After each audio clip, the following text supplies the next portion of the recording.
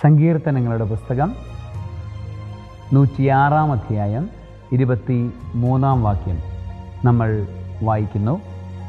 അവരെ നശിപ്പിക്കുമെന്ന് അവിടുന്ന് അരുൾ ചെയ്തു. അവിടുന്ന് തിരഞ്ഞെടുത്ത മോശ ജനത്തിന് മറയായി അവിടുത്തെ മുൻപിൽ നിന്ന് തടഞ്ഞില്ലായിരുന്നു എങ്കിൽ ക്രോധം അവരെ നശിപ്പിക്കുമായിരുന്നു. അവരെ നശിപ്പിക്കുമെന്ന് അവിടുന്ന് അരുൾ ചെയ്തു. അവിടുന്ന് തിരഞ്ഞെടുത്ത മോശ ജനത്തിന് മറയായി അവിടുത്തെ മുൻപിൽ നിന്ന് തടഞ്ഞില്ലായിരുന്നു എങ്കിൽ ക്രോധം അവരെ നശിപ്പിക്കുമായിരുന്നു. ദൈവത്തിൻ്റെ ക്രോധം അവരെ നശിപ്പിക്കുമായിരുന്നു. എന്ത് ചെയ്തില്ലായിരുന്നെങ്കിൽ? മോശ തടഞ്ഞില്ലായിരുന്നെങ്കിൽ. സന്ദർഭം എന്താണ്? സന്ദർഭം ഇതാണ്: ഈജിപ്തിൽ നിന്ന് വാഗ്ദത്ത ദേശത്തേക്കുള്ള യാത്രയിലാണ് ദൈവജനം. അവർ മരുഭൂമിയിലൂടെ സഞ്ചരിച്ചു കൊണ്ടിരിക്കുന്നു. ഹോറേബ് മലയിൽ വെച്ച് അവർ കാളക്കുട്ടിയെ ആരാധിക്കുന്നു. കാളക്കുട്ടിയെ ആരാധിച്ച ദൈവജനത്തോട് ദൈവത്തിന് കോപം തോന്നി, ക്രോധം തോന്നി. അവിടുന്ന് അവരെ നശിപ്പിക്കാൻ തീരുമാനിക്കുന്നു. പക്ഷേ ദൈവത്തിനും ആ ജനത്തിനുമിടയിലേക്ക് ഒരാൾ കയറി വരുന്നു. അയാളുടെ പേരാണ് മോശ.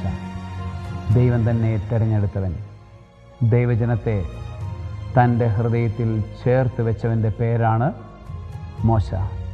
ആ മനുഷ്യൻ്റെ പ്രാർത്ഥനയാണ്, ആ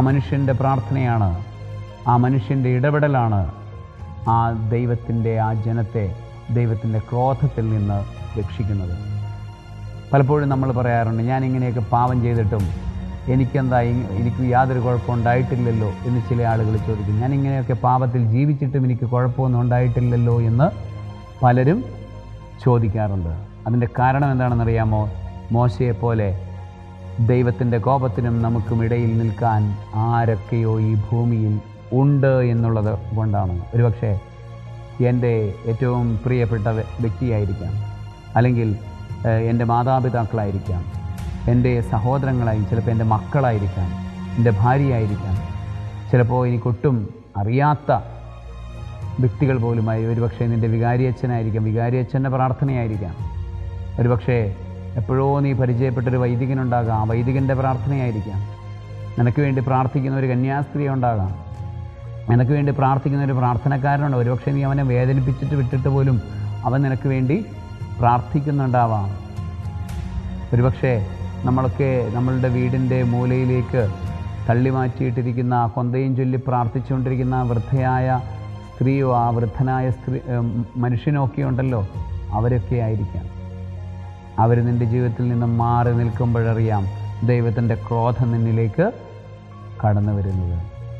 ഇന്ന് നമുക്ക് ചിന്തിക്കാം, ദൈവത്തിൻ്റെ ക്രോധത്തിൽ നിന്ന്, ഇത്രമേൽ പാപിയായിരുന്നിട്ടും ദൈവത്തിൻ്റെ ക്രോധത്തിൽ നിന്ന് എന്നെ മാറ്റി നിർത്തുന്ന വ്യക്തികൾ, അല്ലെങ്കിൽ ആ വ്യക്തി ആരാണ്? എനിക്കും ദൈവത്തിനുമിടയിൽ ഒരു മോശയുടെ മധ്യസ്ഥ്യം നടത്തുന്ന വ്യക്തി ആരാണ് എന്ന് സ്വയം കണ്ടുപിടിക്കാനുള്ളൊരു ശ്രമം നമുക്ക് നടത്താം. സർവശക്തനായ ദൈവം, പിതാവും പുത്രനും പരിശുദ്ധാത്മാവും നിങ്ങളെ എല്ലാവരെയും ദൈവത്തിൻ്റെ ക്രോധത്തിൽ നിന്ന് സംരക്ഷിക്കുന്ന വ്യക്തികളുടെ മധ്യസ്ഥത്തിൻ്റെ നിര കൊണ്ട് അനുഗ്രഹിക്കുമാറാകട്ടെ. ആമേൻ.